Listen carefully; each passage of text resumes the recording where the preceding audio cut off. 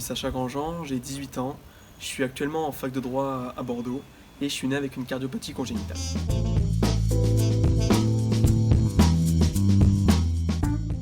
Donc je suis né avec le syndrome de Wolff-Parkinson-White.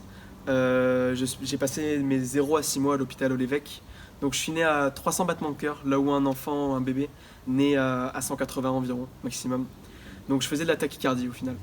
Donc le syndrome de Wolff-Parkinson-White, c'est un syndrome pas très compliqué. On a le cœur, on a le faisceau de His qui transporte l'électricité. On a le nœud sinusal qui est entre le faisceau de His et le cœur, qui est une sorte de péage. Le faisceau de His, on peut dire du coup que c'est l'autoroute.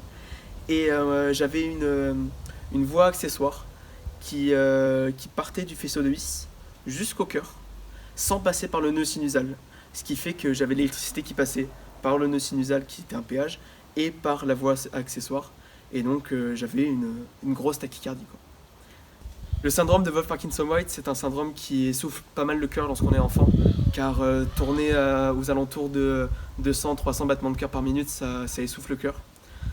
Pour ma part, en plus, je faisais une résistance aux médicaments, au traitement, donc ce qui faisait que il fallait opérer un jour ou l'autre.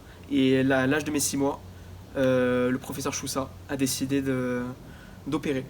Donc ça s'est fait par cathétérisme, donc on a passé un cathéter à ce niveau-là.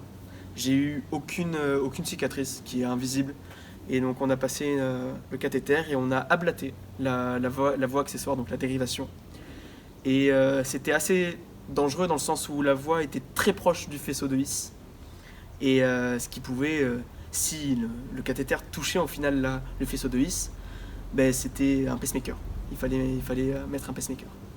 Donc heureusement, moi, ça n'a pas touché l'opération s'est très bien déroulée. On m'a ablaté cette dérivation. Et donc on peut dire qu'après, j'étais au final guéri.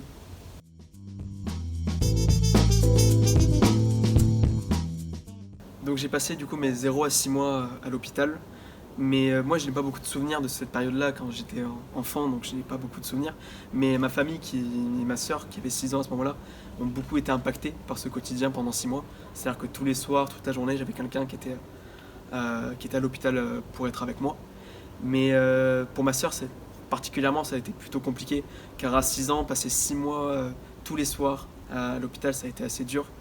Elle a amené ses propres jouets pour jouer toute seule, mais c'était un peu compliqué. C'est là où une association ou quelque chose dans ce genre-là aurait été un peu important pour elle, pour la soutenir, pour soutenir aussi mes parents, parce que les infirmières jouaient leur rôle, mais elles ne pouvaient pas toujours rester avec mes parents pour les soutenir dans cette épreuve.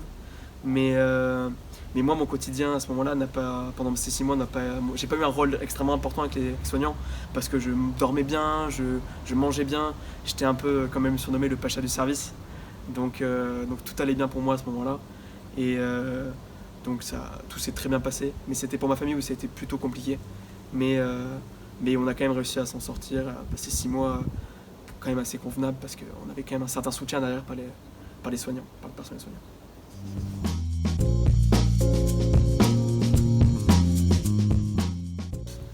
Donc j'ai passé du coup mes 0 à 6 mois à l'hôpital.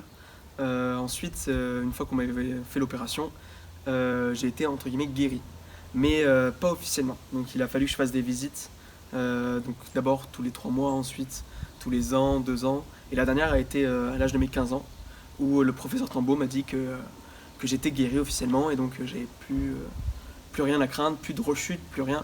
Donc depuis mes 6 mois, j'ai jamais eu aucune rechute, mon quotidien n'a jamais vraiment été impacté, à part à chaque visite de contrôle où j'ai dû avoir un holter avec des électrodes, mais sinon rien de spécial. Donc mon quotidien a été tout à fait normal, comme un enfant qui a été guéri à 6 mois, mais il fallait quand même vérifier régulièrement pour voir si tout allait bien.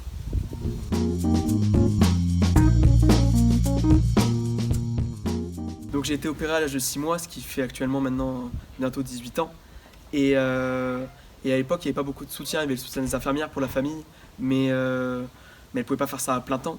Donc c'est vrai que ça aurait été bien s'il y avait eu une association à l'époque, aussi pour ma sœur qui, elle, passait ses soirées un peu toute seule, sans trop de soutien non plus.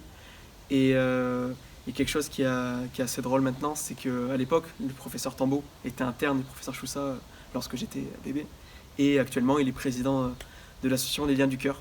Donc si vous avez du temps à donner ou à partager, venez aider et soutenir les liens du cœur.